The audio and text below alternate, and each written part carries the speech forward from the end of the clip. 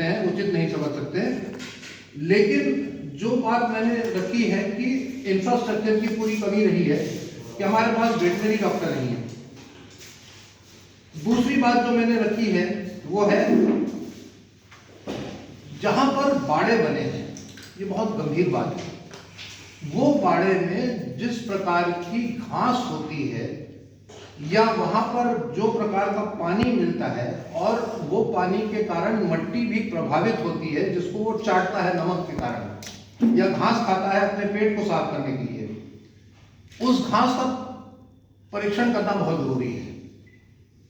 ये भी हो सकता है कि उस घास में कोई ऐसी चीज हो या उस मिट्टी में कोई ऐसी चीज हो जिसके कारण उसके अंदर कोई ऐसे जीवाणु जा रहे हो, कीटाणु जा रहे हो जो नाशकारी हो और उसके कारण भी कुछ मृत्यु की संभावना हो सकती है। मैं नहीं कह रहा हूं कि उसी के कारण, लेकिन जब जांच दल आया है और जांच दल ये जांच करे तो मैं चाहूंगा कि या तो मुझे बुला ले साथ में, मैं जाने को तैयार हूं, या तो जो मेरे बिंदु हैं उसको भी देख लें, अगर वो उचित लग रहे हो उसको समाविष्ट कर लें, उचित न लग रहे हो तो छोड़ दें, दरकिनार कर दें, मुझे कोई उसमें आपत्ति नहीं है।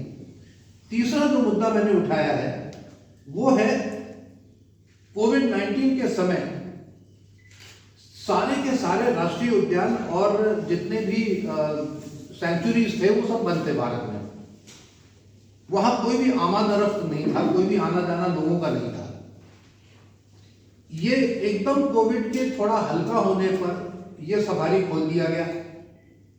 यहाँ पर लगातार फॉरेस्ट डिपार्टमेंट के लोग भी वहां जाते रहे। मैं फिर से कह रहा हूँ कि बहुत कम क्षेत्र में बना है, तो ये भी संभावना नकारी नहीं जा सकती है कि उस समय जो लोग गए आए उनके भी कुछ कीटाणु बाघों के पास गए होंगे, क्योंकि हमने काफी करीब से उन बाघों को तब देखा। और ये संभावना हो सकती है कि कोविड का भी कहीं ना कहीं इसमें असर हो सकता है। मैं केवल संभावना व्यक्त कर रहा हूँ, कोई इसमें जजमेंट नहीं दे रहा हूँ। लेकिन इन मुद्दों को मैंने जो उठाया है, मैंने माननीय मुख्यमंत्री जी को लिखा है। और अंत में एक बहुत इंपॉर्टेंट मुद्दा है कि जब हम बात कहीं से लेते हैं, किसी भी जू से, उसकी एक हिस्ट्री होती है, वो अपना एक इतिहास लेके आता है। हो सकता है वो मैनीटर हो गया हो सकता है उसने कोई ऐसी गाय भैंस को खाया हो जिसके अंदर कोई ऐसे रोग या कोई कीटाणु रहे हो सकता है उसने आदमी को कुछ मारा काटा हो जिसके अंदर कोई कीटाणु रहे हो, तो उसको लाने के पहले उसका परीक्षण वहां होना चाहिए, जिसकी पूरी रिपोर्ट और फाइल CZA को जानी चाहिए, central zoo authority of India. और वो जब यहाँ आए तो उसका पूरा जांच होनी चाहिए और उसकी पूरी एक फाइल मेंटेन होनी चाहिए। और वो फाइल हमारे यहाँ होनी चाहिए। किसी भी समय अगर आवश्यकता पड़े या ऐसी दुर्भाग्यपूर्ण घटना हो तो वो फाइल खोलकर हम सारी उसकी हिस्ट्री ले सकें।